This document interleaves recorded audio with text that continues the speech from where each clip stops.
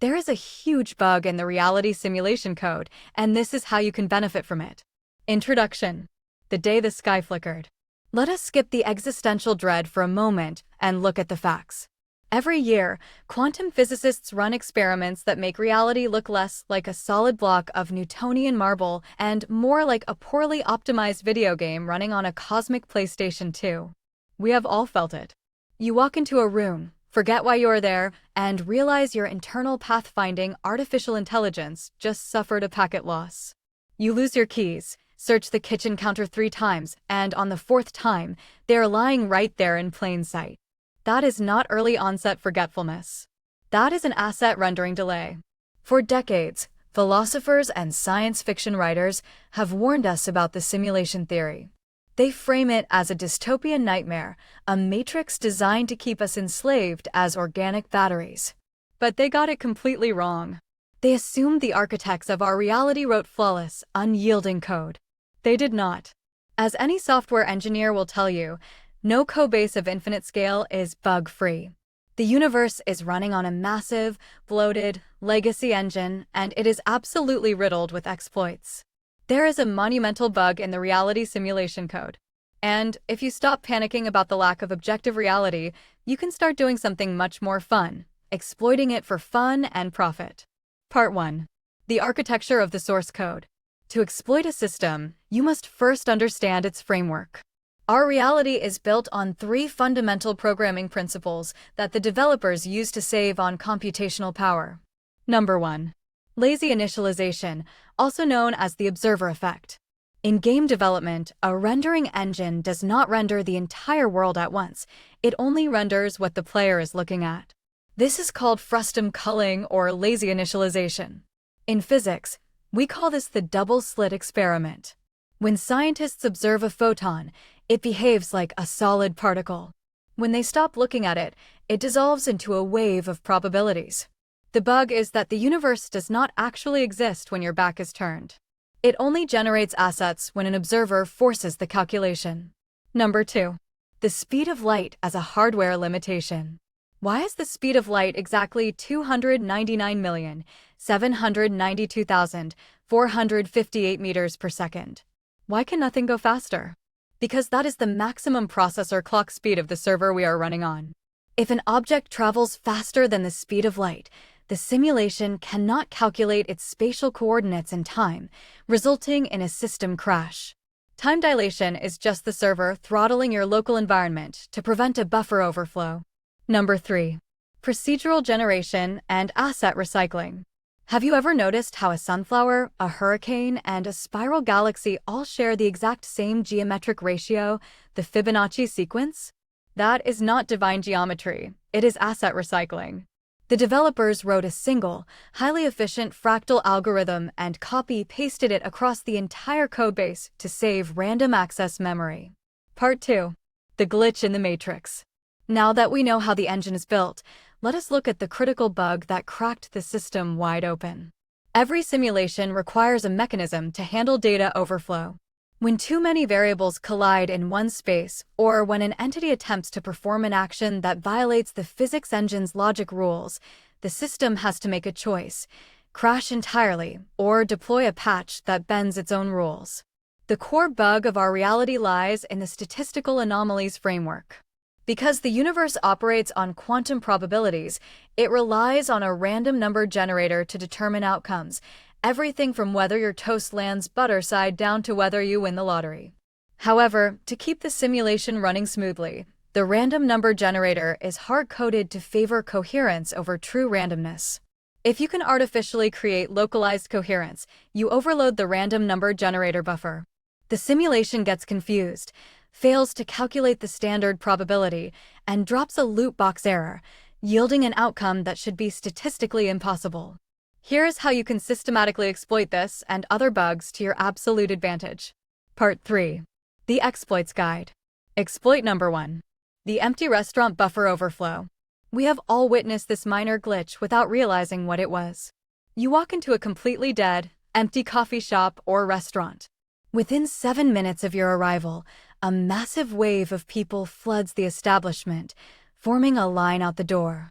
This is an asset loading error known as spontaneous crowding. When you entered the empty space, you initiated a localized instance.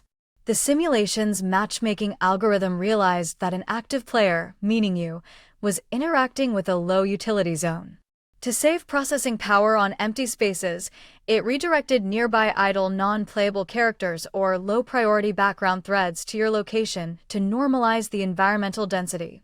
How to benefit from it? You can use this buffer overflow to generate instant social proof, speed up business operations, or clear out spaces.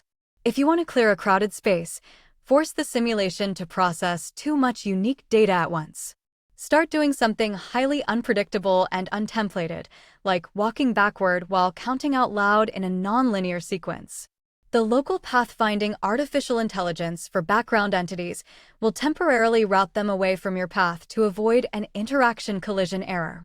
Exploit number 2. Manifestation via lazy loading cache poisoning.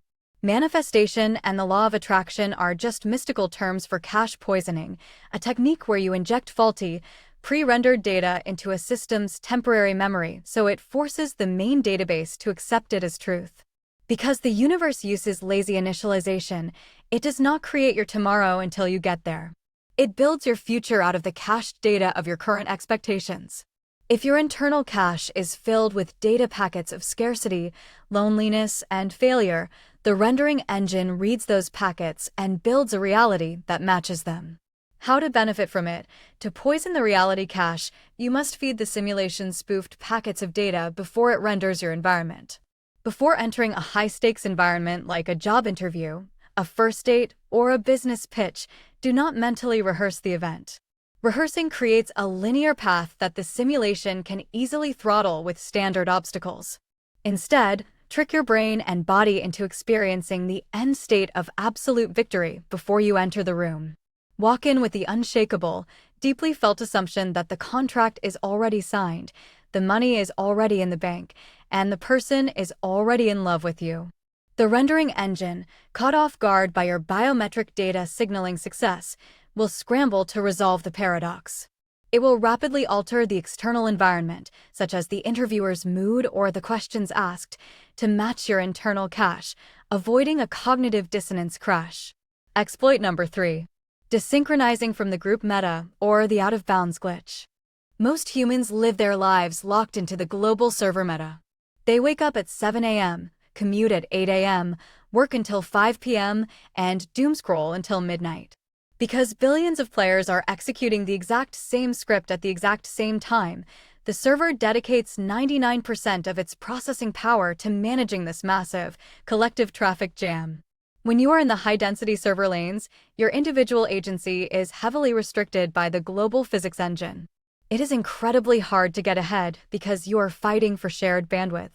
To exploit this, you need to slip out of bounds, operating in the blank spaces where the simulation's monitoring threads are dormant. For example, instead of applying for jobs via online portals during business hours, try messaging executives directly at 4:30 a.m. on a Sunday.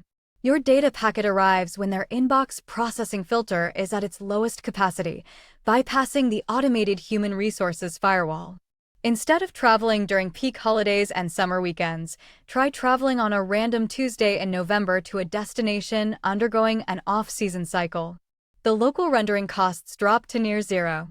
Prices plummet, crowds vanish, and the simulation grants you VIP tier service simply because it has excess processing power to spare. Instead of adopting popular, trending opinions and cultural habits, try studying dead languages, obsolete skills, or hyper-niche historical events. You pull your consciousness out of the heavily moderated global high mind, freeing up your personal bandwidth to discover unique, unpatched monetization loops. Part 4. The currency glitch. Let us talk about money. Money is not real. It is a digital scoreboard tracking perceived value within the simulation. Because it is purely symbolic, it is highly susceptible to memory hacking. The biggest bug in the financial layer of reality is asymmetric information arbitrage. The simulation relies on the illusion that value is fixed. A bottle of water costs $1 at a grocery store, $5 at a movie theater, and $100 if you are stranded in a desert. The object has not changed. its spatial coordinates and context have. Stop trying to work harder to earn more currency. Hard work is a linear mechanic designed by the developers to keep low-level players grinding on the starter island. Instead, focus on shifting the metadata of what you already possess. First, reskin your assets. Take an ordinary skill you have, like writing basic copy. In the standard meta, that pays pennies. Reskin it. Position it as conversion architecture for high-ticket tech founders. You have not changed the core code of your skill, you have changed its asset description. The simulation will automatically re-render your earning potential at a 10 times multiplier. Second, time shift your delivery. The simulation values speed over efficiency.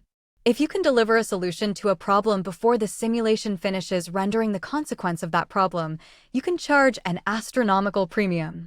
Anticipate systemic crashes in your industry, prepare the patch beforehand, and sell it the moment the alarm bells start ringing. Part 5. The ultimate cheat code. There is a legendary developer backdoor built into the human hardware interface. In psychology, it is called the flow state. In mysticism, it is called samadhi. In gaming, it is called God mode. When you enter a state of deep, absolute flow, where your ego dissolves, your sense of time distorts, and your actions become completely effortless, you are effectively accessing the universe's root directory. During a flow state, the simulation stops calculating your limitations. Fatigue, self-doubt, and the standard laws of friction are temporarily suspended. You can write thousands of lines of flawless code, paint a masterpiece, or solve a multi-variable business crisis in a fraction of the time it would normally take. To trigger God mode, you must bypass the brain's default mode network. This network is the simulation's anti-cheat software. Its job is to remind you of your limitations, your past failures, and your societal programming. First, clear the random access memory. Shut down all background applications. Close your 50 open browser tabs, put your phone in another room, and eliminate all sensory notifications. Second, set the difficulty level. The simulation only opens the root directory when the challenge at hand perfectly matches your highest skill level. If it is too easy, the system idles. If it is too hard, the system flags a stress response. Find the sweet spot where you are forced to stretch, but not break. Third, initiate the loop. Focus intensely on a single task for uninterrupted blocks of 90 minutes. Around the 20-minute mark, you will feel a sudden drop in friction. The world will quiet down. You have broken through the firewall. You are now writing directly to the reality engine. Conclusion. Play the game, do not let it play you. Once you realize that reality is not a rigid, unyielding cage, but a dynamic, malleable simulation running on a highly imperfect codebase, the entire nature of human existence changes. The anxiety evaporates. The fear of failure vanishes. How can you be terrified of a system that you know how to reboot? How can you be intimidated by obstacles that are nothing more than unpatched visual bugs? Stop being a passive, non-playable character, wandering through the pre-rendered paths that society laid out for you. Stop grinding blindly for pennies on the starter map. Find the glitches. Poison the cache with your highest visions. Step out of bounds into the quiet, magical spaces of the universe. Access the root directory through deep, unshakable focus. The codebase is broken, the developers are asleep at the wheel, and the server is wide open. Go build your empire.